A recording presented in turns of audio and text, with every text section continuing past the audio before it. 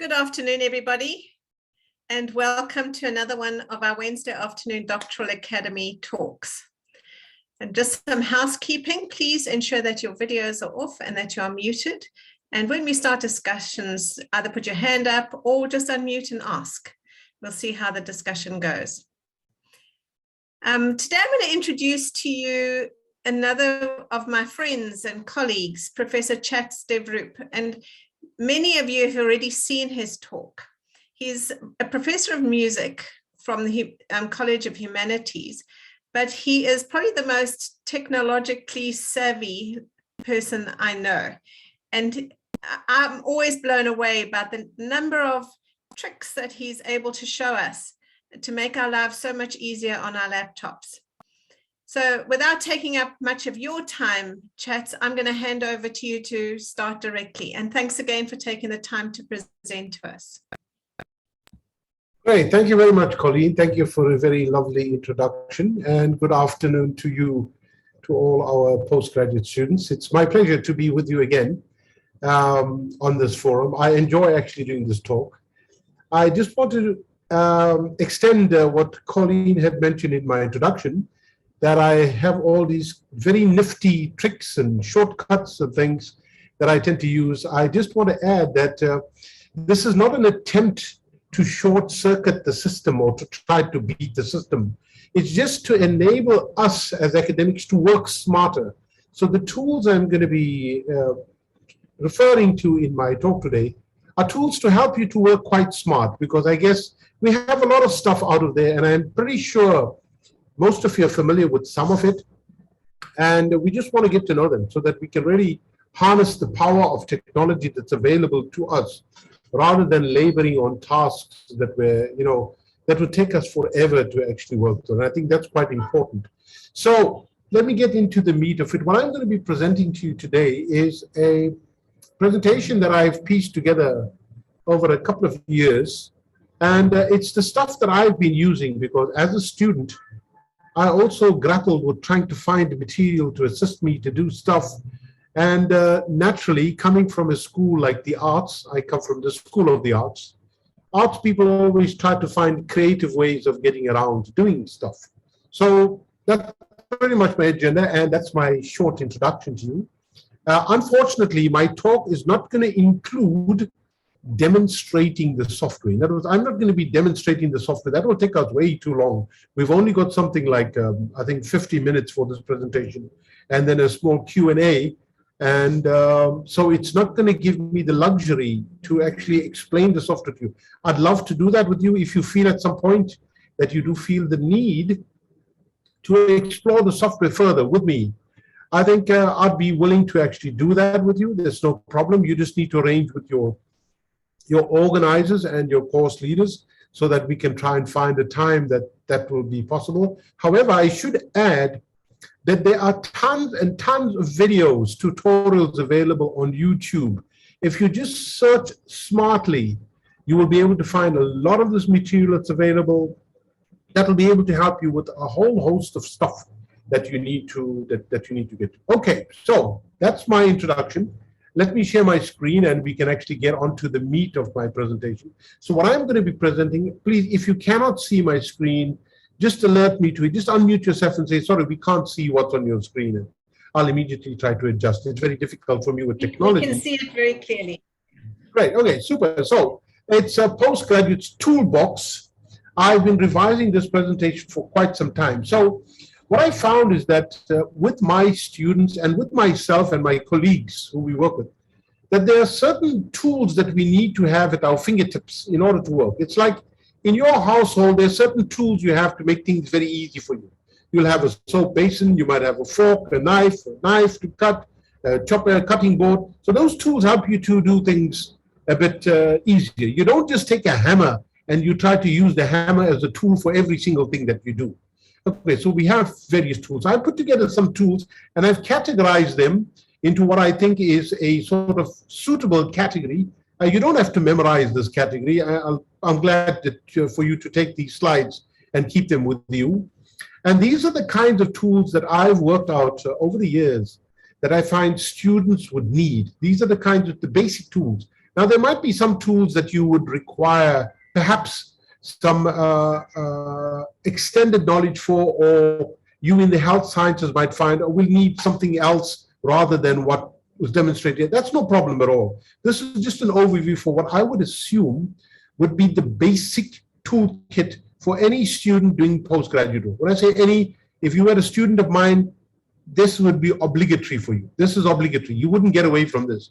However, you have other supervisors who might say, oh, well, we really don't need that. We don't use that in the health sciences. We use something else. That's all fine and well. Okay, so the first type of tools that we have is what I categorize as reference managers. These reference managers are there to help you to be able to reference what you're doing. In other words, to keep track of all the articles you read, all the journals, the newspaper cuttings, the videos, the interviews, the seminars. This helps you to reference them, to be able to keep them in a very orderly manner so that you can find them whenever you need them. The next, you're going to need some kind of brainstorming tool, a brainstorming tool that's going to help you to be able to brainstorm on your ideas, because whenever you start to write something, you don't just sit at the computer and start writing. I mean, some of us do that, but most of us would first want to think around the topic. For example, if I were to come to you now and ask you, come on, let's write a research paper on the devastation that's being caused in the war in Ukraine. So the first thing you're going to have to do is like, okay, let's take a position. What is the position? What's the angle? What are we going to talk about? When did the war start? Who started the war? Who's at fault? Who's not at fault? What's the humanitarian crisis? What's the medical crisis? So there's a whole host of angles. So this is called brainstorming, where you just work through it. So that's the kind of tool that we're going to be working at, brainstorming as well. So that's quite important. Then the next one is what we would call what I would call your writing tool. Your writing tool is the actual software you're going to be using to write up your actual work. In other words, your actual thesis is going to be written up in this piece of software, whether it is Microsoft Word or any of the other pieces of software. There's a whole ton of them that's available. It's a writing tool, something that's going to help you to really get structure, to see the structure, to do your editing, your correction. So we have your writing tool. Then we have tools that are used for data analysis. Now, it depends on the nature of data that you can have. If you're going to be having, for example, interview data, you might want to do thematic analysis. So there's software that can help you to pick up keywords, to pick up key themes, linking words. On the other hand, if you are doing a quantitative study where you're dealing with numbers or collection of data in terms of digits and so on, you might want to use a tool that's going to be able to identify certain trends and patterns in the numbers, or its repetition, or any kinds of chaos or chaos theory that you might be imposing that. So there's a whole host of stuff we have there for your data analysis. That's to help you to analyze it. Now, some of you are using stuff like this. I'm pretty sure that you've used Excel, Microsoft Excel at some point in your life for some or other purpose. Then we have what we call a productivity tool. A productivity tool is a tool that helps you to manage your time effectively. The one big issue that all of us have with research, even if it is you as a postgraduate or me as a researcher or a postdoctoral mentor, the one challenge we have is to be able to manage our time. Time management is the big thing. We need to find time for everything. We are all either family people, we might have a spouse, or we might have a spouse. Whatever the case, we need to manage our time somewhere. It's time when we do our reading, time when we do our writing, time when we want to relax and just watch some television or do some other kinds of therapy. So those are your productivity tools. That helps you to keep track of your time. Then we have what we call our image editor. Image editor, self-explanatory. You might have photographs or diagrams that you might have, and you want to edit them, to be able to edit them, to really make them look polished, to make sure that they are absolutely fine, that they don't get distorted in any way when you're using it, and so on. Then you're going to have types of tools called presentation tools. Presentation tools are tools that we generally use when you are required to present your research to somebody. And I'm pretty sure most of you would go up to your supervisor, or you might have a research proposal that you need to present in your school to defend or to review your proposal, or you might be invited to a conference or to a seminar in your group and you need to present your research. So it's a presentation tool. the danger here with presentation tools, most people write tons and tons of text in it, and nobody can read that dense text on a presentation. So it needs to be very clearly crafted and very clearly presented, so you get to the point of what you want to say. Then we have what I call my tool shed. There's a whole lot of other tools that I just have in there that are quite interesting for you to look at. That's a tool shed.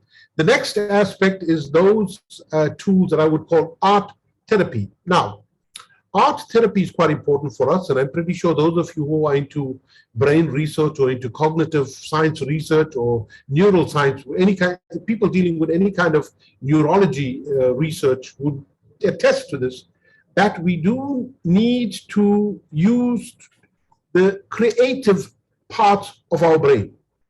We need to make use of that much more. We relax.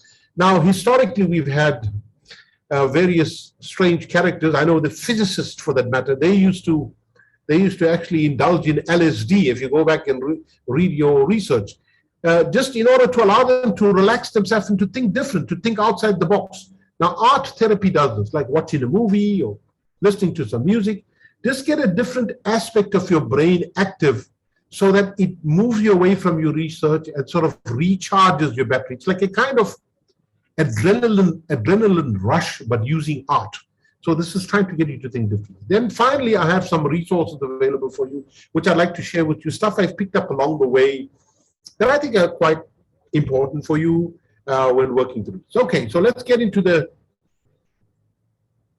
hard end of the stuff. Now, I'm pretty sure your reference managers, some of you are already using the university software called EndNote. So what your reference manager does, it simply is a place where it collects all your references and it catalogs them neatly, it formats them in a way that's going to be presented beautifully for your research, etc. So I use, in this, we have EndNote, Mendeley, and the one that I use is Zotero. I'm not being paid by them in any way to market their product. All three are equally efficient and they're equally good. And my students will always ask me, which is the best one? When it comes to software, there is no such thing as the best of anything. It is the one that you are most familiar with, the one that you can identify with and work through. So I think that's quite important. In my case, I find Zotero, last one here, and I do have this on my screen. I don't know if you can actually see this. This is what the interface looks like. So if I were to start something up here, I would just, for that matter, I would create a topic like I'm writing a paper on Black Lives Matter, as you can see from here. It's a big topic at the moment. It's quite a hot topic. And I think it's become given some prominence. If one looks at the incidents at the war in Ukraine about the students of color who were denied access to the train. So it's quite a topic. And here's where I put in all my articles. And if I go to my articles, you can see it's got the whole reference list, all the metadata. Metadata is all the additional data, which journal it came from, which is the year it was published in, how many pages it is, who were the authors in it. It's all the stuff there. It makes my life very easy. So that's my story with Zotero, and I'm pretty sure EndNote does the same thing. That's called a reference manager. Then we move over onto brainstorming tools. Brainstorming tools are like, when you're going to think about something, how do you work on a topic? You need some kind of format to work with. I use the first one called Xmind because it is free. So I use Xmind, it's free. There are others which are very powerful, like Click Charts, Diagram and Flow Charts Maker, and MindMap. So these are effective tools. If I were to show you what I'm doing with one, I just pulled up one here. Okay, so I've already got my Xmind. I hope you can see this. I am busy on writing, for example, my memoirs. I started a research project where I'm writing up my memoirs. It's a big research project. I don't know why mine is not pulling it up. Oh, sorry, the file doesn't exist. Something strange. Let me see if I can find something else here. Okay, I hope this can, it's not coming up. Anyway, just to show, I'll just create something from scratch. Not a problem. Okay, so if we have, for example, something like mind map, I hope you can see this. We can start a topic here and say, we want to talk about health tragedy in Ukraine. Okay, so that's it. That's it. So you want to talk about the health tragedy or the health, you might say, I want to talk about the health disaster in Ukraine. And from here, you can start to add on topics. You say, I just want to talk about the reasons for the war, and you might want to, damn it, sorry.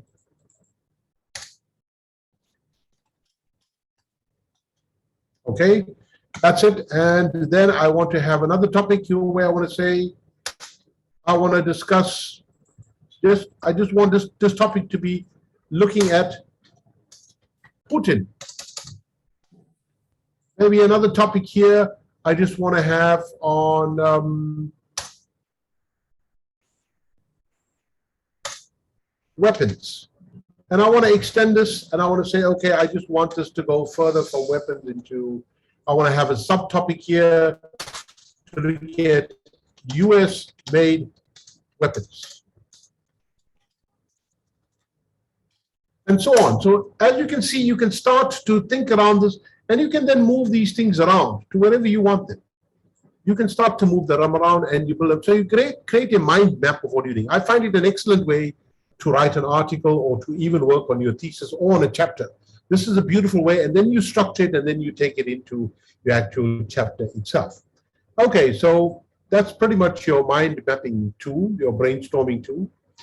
The next type of tool that we have is, these are the interesting ones, the writing tool. Now there are several available on the market, and I know almost 80%, I'm assuming 80% of you seated here are probably using Microsoft Word. Now, Microsoft Word is fine, but I find it not the ideal piece of software to write a thesis.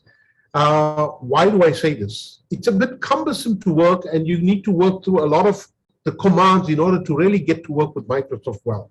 So the most popular one that's used on the market, it costs about 30 pounds, I think, 30 pounds, it's about 600 Rand or whatever. But it's well worth getting it. It's the one called Scrivener. Scrivener is a very powerful tool, and I've got an example of it here on your right-hand side. I hope you can see this. Scrivener. This page here is an example of Scrivener. As you can see, you got folders, you got various aspects of it. So when you go onto the first one here, which we have variation and domestication, you actually have the text. All of this is on one page, and you can then go and edit it. So you can see immediately where you are in your thesis. You can see where you are, which aspect of your thesis you work in. So it's a very powerful tool. There's Scrivener, there's Vellum, there's Ulysses, there's LaTeX. Microsoft Word is there. I use Microsoft Word now because my students can only afford it. They can't pay the Scrivener licensing fee. So I found a very interesting way. I will show you that now, or using Microsoft Word, how you can structure your whole thesis in Microsoft Word, and it makes it very easy to then navigate in Microsoft Word. Rather than doing it the way most students do, they would create a document, and that will be their chapter 1. Then they create another document, and that will be chapter 2, and another document, and chapter 3. And that gets very cumbersome. And then you're struggling with versions. This is version 1, and version 2, and version 2A, and this is my final version. So it gets very complicated. So Microsoft becomes a bit cumbersome. And then we have a tool called Ref and Write. This is a British product. It's an absolutely beautiful piece of software that's available. It's a writing tool. Now, what the guy who created Ref and Write has done, he's looked at tons and tons of research articles, and he's found those catchphrases that we use in research, like, according to De Vroep and Aldous, both agree that ivermectin is an effective form of treatment. So they've got these stock phrases. However, HIFT disagrees. So these kind of catchphrases and the language that's used, the so-called academic language that's used, they already have these in the piece of software that's there. So this is an example here of Scrivener. As you can see on your left-hand side, you have your chapter structure, all your chapters and your whole thesis structure. Here you have the actual text for your chapter overview. The actual text is here. And on your right-hand side, you got your aspects of where your references are coming from. So you can see it's an extremely powerful tool to use. Scrivener is something I would recommend for all of you. However, that's if you have the funds. 600 Rand is quite a lot of money for some people. Okay, The next one that I use, this is Microsoft Word. I've done the same thing as Shrivana using Microsoft Word, using its navigation panel, the navigation panel. As you see, I've broken up my chapter 1 into my abstract, introduction, my methods. Then I've broken my methods down into analytical technique, sampling, emission modeling. So I've broken it down and I have it right here. So I can see at a glance which chapter I'm in, which aspect of the chapter, and I can make these changes. My numbering system is unified, which means anytime I change a number, it automatically adjusts the entire thesis accordingly. So you don't have to go and retype or rechange your number. I can, if you want, I can do an entire section for you just on Microsoft Word to show you how you can use Microsoft Word as a tool for you to input your thesis. Okay, so this is Microsoft Word, and Ref and Write, this is the one that I find really smart. It's really a smart piece of software. So you see here, I don't know if you can actually see it on your end. If you look at the middle section here, if we look at literature review, in the introduction to literature review, it's got certain catchphrases that you should use in an introduction. Or if you're looking at many studies in literature, it's got these catchphrases for each section in your literature review. What's the kind of language that we use? So it saves you thinking about it. It's the stock phrases that we would use in the language. So Ref and Write, this references as you are writing your text. As you're writing your text, it's doing the referencing for you. Extremely powerful tool to be using. Okay, now we come on to the data analysis, tools. Here we have different types of tools available for quantitative data or for qualitative data. So for quantitative data, we use things like Statistica, Origin Lab, and the best one that I found is the programming language R. Now, I must urge you to try to learn this programming language. It is a beautiful language. Believe me, not because I'm a techno geek. That's got nothing to do with it. I took some time off in December 2020, and I got my son, who happens to be an engineering student at a local university in Pretoria. I asked him, look, teach me this software program. I want to learn R, because he said it's a very powerful program. Believe me, within a month, I got the handle of this, and it's a fantastic program to actually use for your analysis. So spend the time, learn it, and believe me, it's a skill you would have for the rest of your life. It's a wonderful tool to do analysis. And then for those of you who are doing interview-based stuff or focus group work, where you're looking at text-based data, you're doing discourse analysis, or you're looking at interviews that you want to analyze, NVivo is the one that we actually use. It's the most common one that we use for qualitative work. So if you're doing a combination of qualitative and quantitative, you can probably use any two of these, and I find they work fine. So this is for your data analysis. This is the software that you have. Yet again, I could demonstrate that for you, but we don't have the time today. Today is just an overview to show you what's all out there. Okay, so for me, the best one for qualitative stuff, NVivo is tops. Believe me, NVivo is tops. For quantitative stuff, I know many people swear by using Microsoft Excel. I have found Microsoft Excel very cumbersome to work with. It's very difficult for me. Some of my colleagues in business sciences enjoy it. I don't. I find it very difficult. It's very user unfriendly to use. Whereas I find something like R or Statistica brilliant. It's very easy for somebody coming from the arts who's not very mathematically clued up like myself. I could work very easy in Statistica. I can relate to it. Microsoft Excel for me is a bit problematic to learn the functions, the codes. It gets a bit challenging. However, that's your personal choice. So I didn't include Microsoft Excel here, but I'm telling you about it so you can go and look at that as well. Now, onto our productivity tools. These are the useful little tools that we have. One is called Forest and the other is called Pomodoro. So what does this do? What does the productivity tool do? Firstly, it allows you to optimize your time and set a target for what is it you want to do.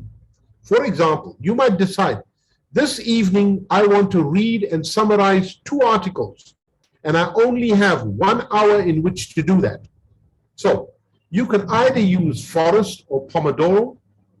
What it does, it'll break your time up into however you want, 15-minute slot, 10-minute slot, or 20 minutes. It gives you a short break of 5 minutes.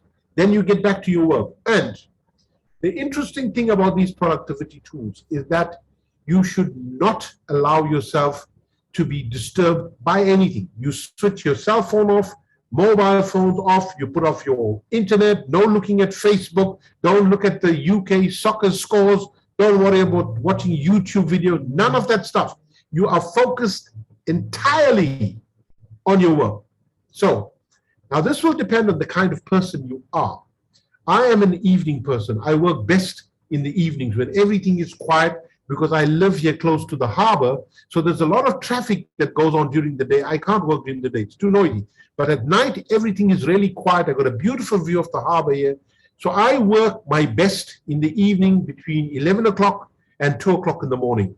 That's my best time, my most productive times are there. Now, other individuals probably find the mornings effective for them. You might find, I can work from 6 in the morning to 7 o'clock in the morning. That's it, I got my 1 hour, and you maximize that. Do not do anything in the time except your work. So these productivity tools, both Forest and Pomodoro, help keep you on track. They keep you on track and on target for what is it you have to do. They are extremely powerful tools. Forest is similar. So what does Forest simply mean? If you have a task, like I want to read a research article and I want to summarize the research article. So the seed that you're going to plant in this forest is the research article. You plant the seed. As you go through it and your time goes on, you see the seed growing into a flower, into a plant, and it starts to blossom when you're done, when you're finished with your task. So it keeps track of your time. So it gives you a sense of fulfillment. So this really helps you to stay focused. It helps you to stay focused. And I think that's what's important for most postgraduates. We cannot focus for 8 hours in the day. No human being can do that. It's too demanding for us. We have a very limited time where we really hone in and we are really focused on what we do. So these productivity tools, now there's several others available. I've just found these two available. I was introduced by Colleen actually to Pomodoro, and I now only use Pomodoro. It's fantastic, absolutely fantastic tool. And you can probably even work with some partners, some collaborators, with other students in your class who say, let's work together. So tonight we're going to just focus on our literature review. We're going to write up only the first part of our literature review, which is the introduction. So we want to make sure we want to get these 2 paragraphs out of our literature review. That's our focus. And once it's done, you're done. Shut down, do something else. Okay, your productivity tools. Then we come on to these, what I call very flexible tools. One is called OneNote, also a product of Microsoft Word, and the other is called Evernote. Now, Evernote is a product, it's an app that goes on your mobile phone, but it speaks to your computer as well. So whenever you are, for example, traveling in an Uber or getting up to campus, or you're with somebody, or you notice an event that's taking place outside, and you start to photograph it and you want to keep documentation, Evernote allows you to capture that moment, video, audio, text. It allows you to actually do that. And what it does is that you are then able to transfer that data immediately onto your computer. I think I've got an example. Let me just see. There we go. So here I can go, for example, and just capture anything. This is Evernote. I say it's new. That's new. So I just want to capture for the moment. I want to delete this thing. Track. Okay, that's gone. I want to capture something new. So I just want to capture part of my screen that I have here. I'm just going to go on here, and I'm just going to capture my screen. That's a screen that you can't see. So I've captured it. There we go. And I brought it. I just say, great. Oh, sorry.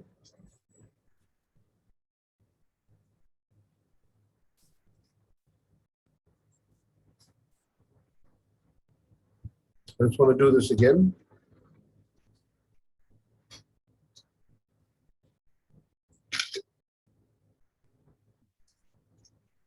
There we go. I have to learn what's here. Sorry, you can't see that? Can you see it? Sorry, I heard somebody. Yeah, I think people must please just check that they are muted. Okay, so there you have it. And now you can add on. You say, this is chats. I got 50 Rand here. Capture. Sorry, let's just, please, can we ask people to mute themselves? We are hearing people talk privately about 50 Rands. Can we please just mute? Oh, you can put that in my bank account. It's no problem. Okay, so there we go. So And as you can see, I've got the text. If I want to add some audio, I can go in here. I can go and add audio. I can share this file. I can do anything I want with it. There you go. You can add a photo, a checkbox, audio recording. If you're on the route, you can say, listen, there's my audio recording. This is an audio clip that I did during my presentation for the postgraduate students in the health sciences college. There we go. And now you see it's captured my audio here. There's my audio. It's captured it. If I go back and say, listen, there's my audio recording. This is an audio clip that I did during my presentation for the postgraduate students in the health sciences college. Good. So you see, it's a very powerful tool. Now I've got this all on my computer and it's on your phone. So you simply bring it back to your machine and you put your stuff in. Because sometimes you might be sitting with somebody in a cafeteria, they mention something, you can quickly record them or chat to your supervisor, bring that back, get it here, all transcribed, you done, and you're ready to rock with it. Okay, so I can go into great detail here, but I'm just showing you Evernote is a very powerful tool. Microsoft also has their version called OneNote, works equally well, fantastic. Then we come on to some functions that most of you are probably not familiar with, and that is in Microsoft Word, most students struggle with typing fast enough or converting your text to speech. Now, sometimes I work very often from bed when I'm reading. I want the text, because I'm a musician, I'm an oral person. I love to hear stuff. So I get my articles read back to me, like my PDFs and my documents. I get the computer to speak it back to me. So that's quite powerful. Now, if I just open up my Microsoft Word, I think I can give you a quick demonstration of this here. I do have 1 more minute. Okay, that's not what I want. Okay, there we are. So I've got my, I hope you can see this. This is my Microsoft Word. If we look here right at the top of Microsoft Word, right at this corner here, it says dictate. This is a text that I am dictating on the 22nd of March 2022 for the College of Health Sciences.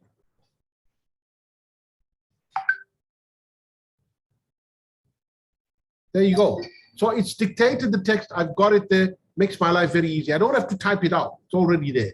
So the slower and clearer you speak, the more accurate the text is. And if you want to get it read back to you, you simply select it. Now, this is if you've got, say, for instance, an article. You pull in an article. You don't want to read the article. You're too tired. You just want to get the article read back to you. So select the text in the article and simply. This is a text that I'm dictating on the 22nd of March 2022 for the College of Health Sciences. I don't know if you could hear that. I don't know if my audio was on, but it actually spoke the text back to me. It spoke the text back to me. And you can increase or decrease the speed. So Microsoft has got some very interesting features. As I said, I can do a whole session for you on just the stuff that then you can convert your PDF to MS Word, make your notes in it, add stuff, convert it back to PDF, which is a wonderful way of working. So Microsoft has got some very interesting features in it. So you need to explore beyond simply typing in text or working with text by just as a kind of typewriter. There's a whole host of features in Microsoft Word that are extremely powerful for researchers. And I'd encourage you to actually explore that. Then the next type of software that you're going to need, this you're going to need all the time, is one that I use called Inkscape. Inkscape is a graphics software. It's a software that's used for graphics, for pictures, for your editing and so on. I've got it up here. There's another one called Irfan View, which is great. This is an image editor. It edits image, it edits text for you. So if I pull this up here, I can just go ahead and create anything that I want. Yeah. As you can see, whatever you want, you can just go and create it, and you can go and start to add in if you need to add in your text. You can go and add in your text here.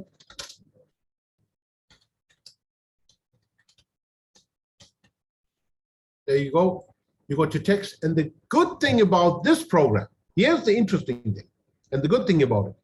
This is vector-based. Now, those of you who are familiar with vectors, which means if I resize this to any size that I want here, it will not distort these images for me. It won't distort anything. I can resize anything that I want here, and it's not going to make it grainy or blurred in any way because it's vector-based. which means you can resize it and shape whatever you want, and it'll still keep the integrity of the image or the picture that you have. Okay, so this is an absolutely smart tool, and it's free. So go ahead and use it.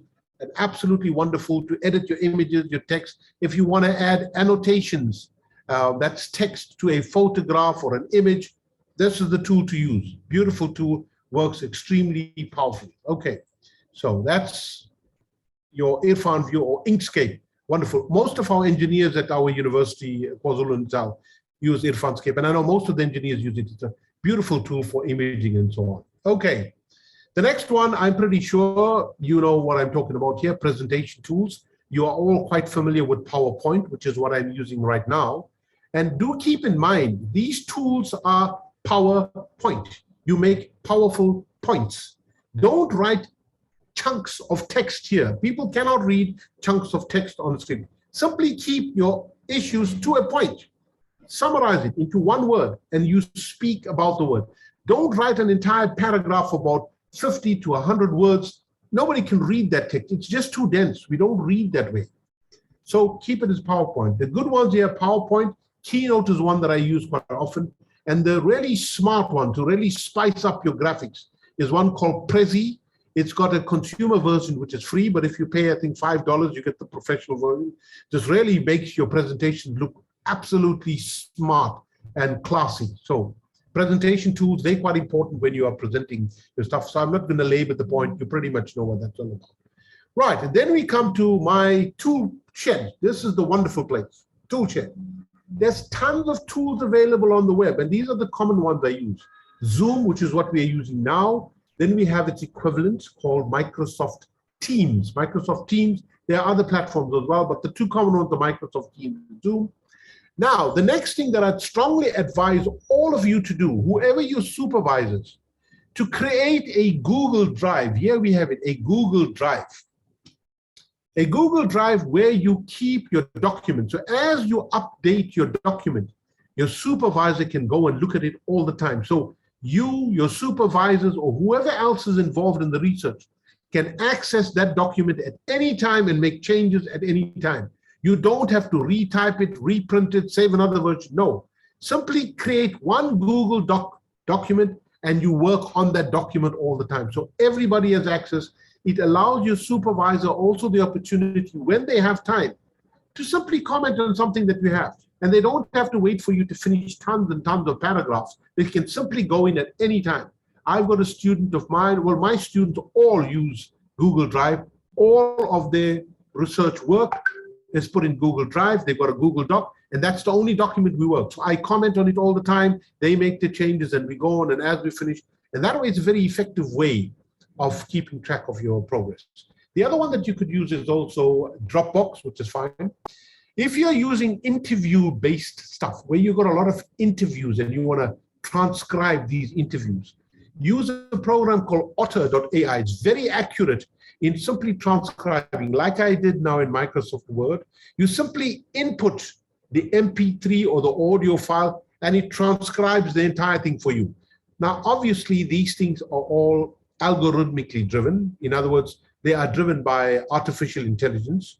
So you will find that with the artificial intelligence, there will always be some errors. You will have to go back and control them to make sure that they are absolutely accurate. I do this all the time. So in other words, I would record something if I'm having a conversation with my supervisor or my students, record it. I will go thereafter and simply transcribe the whole thing. And I will go and check out the references or discussions. So it helps me to stay focused. Okay, the other one is Fireflies. Now, the interesting one, which most of you use, I think all of you are using this on this platform, is the one called WhatsApp. I'm not sure if all of you know that you have WhatsApp for your laptop. I've got it here. There's my WhatsApp. I will pull mine up. Please don't read my private messages. I'll try to hide them. This is my WhatsApp, and I've got all my students, all the messages here. I can drag and drop stuff here all the time. Images, photos, videos, drag and drop it and send it to people from my laptop onto my WhatsApp platform. And this communicates with my mobile phone. So my mobile phone is interfaced with my computer. They talk to each other all the time. People can send me messages. I come here, I download it. That's it. And then you have also Microsoft 365, which has got a whole host of tools. Microsoft 365 is a platform that you access using Chrome, a Chrome browser. It's got a whole lot of other features like transcription, cutting out advertisements, looking at video clips, looking at audio clips. It's got a lot of tools to help you that Microsoft doesn't have. So Microsoft 365 has these tools for you. So I would strongly urge you to go and look at some of these tools. They're absolutely lovely. There's tons of them available on the web, but these are the common ones that I use. Keep in mind Zoom, which we're using now, Google Drive, and get yourself a Google Doc with your supervisor. Set this up and you're done. For the rest of your life with that supervisor or the duration of your study, you are only working of one document, and you can keep revising it, updating it, and moving on with it. And that's the most up-to-date version you have, rather than posting them several versions or chapters, and that gets just too cumbersome and gets too labored. Okay, next, my favorite area. This is my space. Whenever you're doing research, please make time for some art therapy. Therapy means something that you need to relieve yourself of the task of studying or reading. So listen to some music. There's a lot of music available on Spotify, CD Baby, on YouTube. Get yourself a good pair of headphones. I've got a lovely pair that I have here, which is a noise cancellation headphone. It cancels noise around me. Simply all the noise is out. And you just sit and you listen and just focus on music, or do some painting. There's a lot of painting programs online, or work through a jigsaw puzzle or any other puzzle that you have, or simply watch a movie or a short YouTube clip. There's tons of stuff available on YouTube. So do something different from your work. There's a lot of art therapy that we look at there. And I'm almost done. These are 2 resources available by our university, and I would strongly urge you to familiarize yourself with them. They are free from the university. The first is a piece of software called Grammarly. Now, if you are struggling with language, if language isn't your strength, and for example, if English is not your first language or your primary language, you can input your text into Grammarly and it'll fix up your grammar. It makes suggestions how to improve your text. It corrects your spelling, your tense, all of that stuff, so you have a polished document by the time you send it to your supervisor. So these elementary errors of spelling, commas, punctuations, expressions, syntax, all of the conjunction, they're all fixed in Grammarly. So you get a clean version that you're sending through to your supervisor. Very powerful. Turnitin is something that's obligatory. Turnitin is what we would call a text similarity software. I must repeat, text similarity. It is not a plagiarism detection software. It doesn't detect plagiarism. It will look at a similarity of text that you have written with something that's available on the web. And it will tell you that it's too similar to something else. And that is the tool we would use to detect the percentage of similarity that you have in your text. And we will tell you, well, you are bordering on what we would call plagiarism. There's too much of your text that's been copied. That you need to negotiate with your supervisor. Okay, so familiarize yourself with them. Turnitin is available at the university. So I would recommend both of these immediately for all of you. Grammarly and Turnitin must be on your computer immediately. It's a plugin. It plugs into MS Word, so it works automatically. You have no issues with it. Good. My last slide. These are some resources that I picked up over the years, and they're quite helpful to most students. I'll make this available to Prof. Aldous, and she'll make this available. And you can update this as you go along. There's tons and tons of help for students online. Text-based resources. In other words, if you are looking for text, e-books, PDF books, etc., there's a whole host of them. There's Libby, there's Hoopla, there's Cloud Library, Library of Congress, OpenUp. There's also PDF Drive. There's free e-book collection. There's tons of books available, all available free online.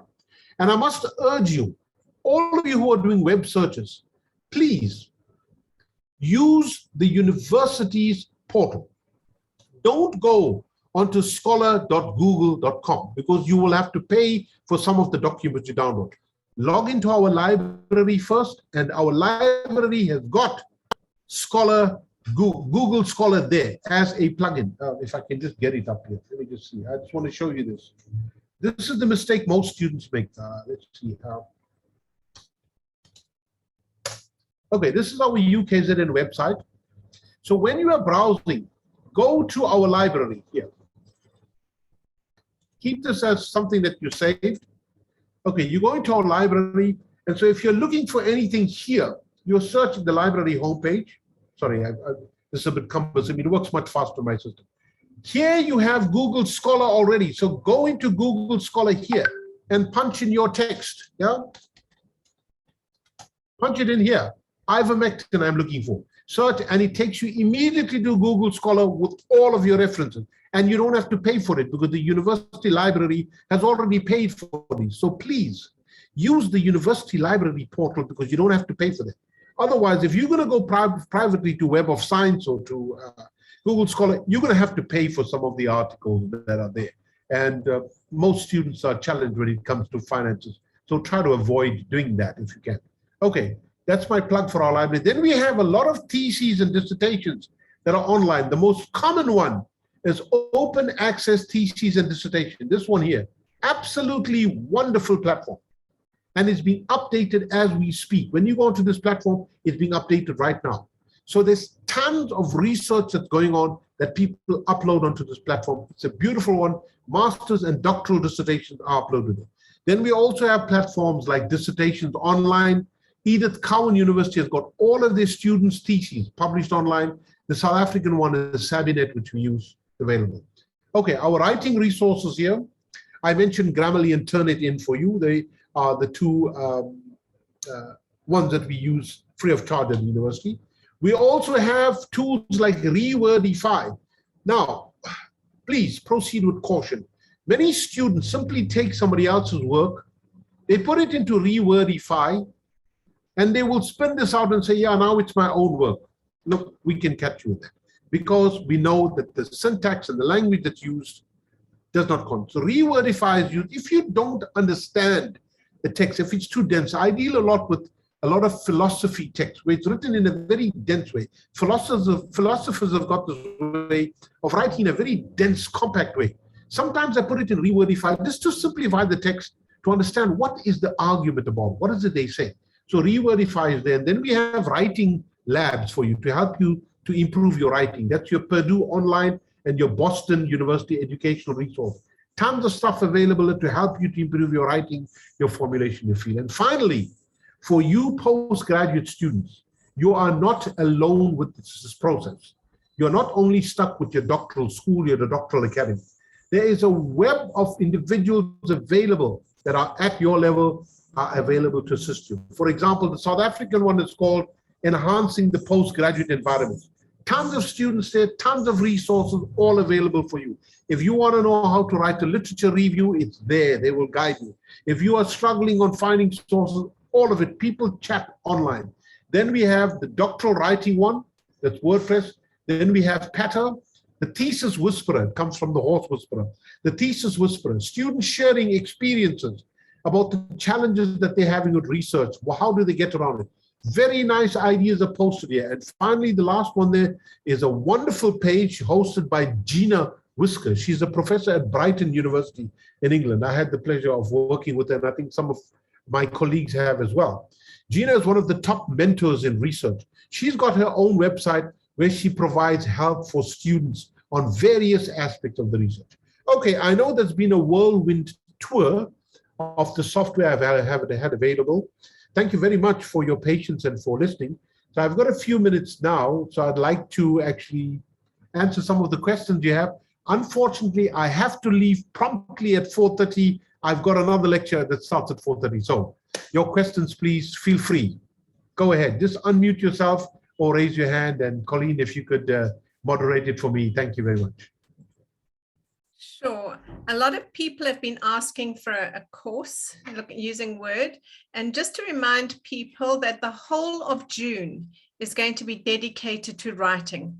It's going to be called ACRIMO, Academic Writing Month. And Prof. Devrup and I will be sharing the talks during that time. And we're going to look at giving you courses on how to use the reference managers in your text, how to use your Word, etc. So that whole month is going to be dedicated to writing. And we will have some Pomodoros going with it. So we'll have 2 Pomodoro sessions a week plus the talk, and hopefully you can all write at least a chapter or a paper in that time. So that's what most people were asking about. I would just like to make a comment about EndNote, Zotero, and Mendeley. EndNote is free at the university. However, when you leave the university and you're no longer registered, you lose it. So you lose your library. Whereas Zotero and Mendeley are free. They work as well. In fact, you've converted me to Zotero, chats. And I think somebody said earlier on that Zotero is also, he's fallen in love with Zotero, he says. That you can go anywhere, it's in the cloud, your laptop gets stolen, your library is still there. It's a very good reference manager. Right, anybody want to raise a hand and speak? There's lots of congratulations to people saying, this is usual with your talks, chats. Everybody just thinks they're wonderful, even I do. Good, I'll use it for my promotion. Lots of thank you. The recordings are always available on the UKZN YouTube site. So just go to YouTube, look up UKZN Doctoral Academy, and you're going to find everything. Antoinette, you've got a question. Please unmute. Thank you so much, Colleen, and thank you very much for an awesome presentation. Can I please ask if we're allowed to have Zotero and our EndNote? Because I have EndNote at the moment. So I'm quite keen to try Zotero, but I don't want to lose my stuff. So could I have both? Yes, you can have both, and you can just actually migrate your stuff from Zotero, from EndNote to Zotero. You just migrate it. It's quite easy. I would look. Colleen knows I'm sold on Zotero. I mean, it's stuff I used before. The reason why, there's certain features in Zotero that EndNote doesn't have, like when it comes to doing meta data. When you're looking at metadata simply means if you've just got like an ISBN number and you have nothing else, if you just punch that in Zotero, it'll pull up the whole text for you. It's got a lot of nifty things like that that EndNote doesn't have. So yes, you can keep both. Sorry to answer your question. You can keep both, that's fine, but try to use one so it's easier for you to manage your data, because when you are doing your actual write-up of your work, you're going to have to choose which one you're using, because it's going to generate for you your bibliography. And when you generate it, you're going to have to generate it in one of them. So I would suggest decide. Nothing wrong with EndNote. Perfect, beautiful, you could use it. Thanks. Thank you. And you made the point you can migrate your entire library over. You just have to do a search on Google or on YouTube. There are lots of videos on how to do the migration. You sometimes have to convert the type of file from a CSM to something else before you do the migration, but there are videos that show you exactly how to do that. I'm old, I can do that, and I'm not a techno geek. You can, the University of YouTube is just fantastic. It helps a lot. I see there's another. Can we subscribe to the full Grammarly package? I assume that is the full Grammarly package that the university provides. Correct, the full Grammarly package at university. Yeah, if you don't want to subscribe to it, there's a user-friendly version available free of charge. But get the university, it's free. You're a student, you're entitled to it, so use it. Yeah. The question, is Zotero free from the university? No, it's free on the internet. It's there for you. People asking about these sessions. These sessions are 2 1-hour sessions a week to give you a taste of things, and please go and further your research on the internet if you want more about these things. Does anybody know what's happening to Mendeley? They don't have a desktop version anymore, and I'm panicking. All my work has been done through that too. Oh, I don't know. I don't know that there's no more desktop version. Yeah, Mendeley's got run into some challenges. What I would strongly urge you to do is to migrate your data. It's quite easy. Look, I can do a special workshop with you. It'll take you 20 minutes to get into Zotero, and then you up and running. Your life is easy. So, and Zotero is open source as well, so it makes life easier. Yeah, so Handsome, I would say that migrate what you've got now in Mendeley straight into Zotero. Literally an hour playing around in Zotero, and you're going to have it at your fingertips. It's very user friendly. Exactly. Right, and like I said, the whole of June is dedicated to these writing tools. We just thought we'd give you a taste of things now for a broad spectrum of the kinds of tools that you will need. I like the fact that you had talked about art therapy. I like people to read books as well. I always say, please read a book. Go and read a comic. It's good for you. Don't keep your mind totally suppressed by the same stuff all the time. Go and get creative. Go and break out. Go and climb a wall somewhere. Go and do something like a Sudoku. Good. Are there any other questions? We've got a few more minutes before I close the meeting. Again, I think you just blew everybody's mind, chats. Yes, Sarah's asked if there's a stats package from the library. No, it's not from the library, but it is from, what do we call it? You can get it on the UKZN site. What is the database for all the packages that students can download? Yeah, there is a help site. That is a repository that's there that we can get. Yes, there is a repository there, and they've got Stata. I don't think they've got Medicalc, they've got Stata. Yeah, it's there you go. Thanks, Prashini. UKZN software repository, all one word. Yeah, smart woman. Okay. They've got Stata, they've got SPSS and others. Monica, your hand is up. Yes, please. Thank you, Prof. May I know whether putting your stuff at the Google Drive allow public access, or you can manage with a secure code? Thank you. Yeah, no, Google is just for you. It's only when you share information in Google, then somebody else has access to it. Otherwise, it's on yours. I mean, nobody can access my Google Drive unless I allow them permission for a certain folder or a certain document. So nobody else can look at it. Don't worry.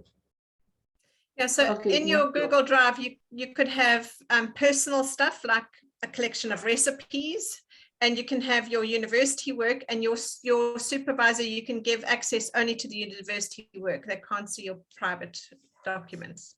So they only have access to that folder. Yeah. We're not going to do before June because we're going to do these talks while we are writing. We're going to have a month of focused writing so that we can really immerse ourselves. So June is set up. We've got talks arranged right up until the end of May. The program has been set. Good. There are no more questions. Chats, I'm very thankful once again for you giving up the time, and I look forward to collaborating again in the next few months. To everybody else, within the next 24 hours, this particular talk will be on the YouTube channel for you to look at again. And it's there for a long time. We're going to take them all down at the end of the year because every year we want to put new ones up. So thanks everybody for your time. Have a good week and see you back next week. Next week, Dr. Bully Donda is going to be talking about how to read a journal article. So that's on our Wednesday session, and Tuesday session is on emotional intelligence. So 2 very good talks coming up next week. Thanks again, everybody, for attending. Bye-bye now. Thank you. Bye. Bye-bye. Bye. Thank you very much. Bye-bye. Bye. Wow.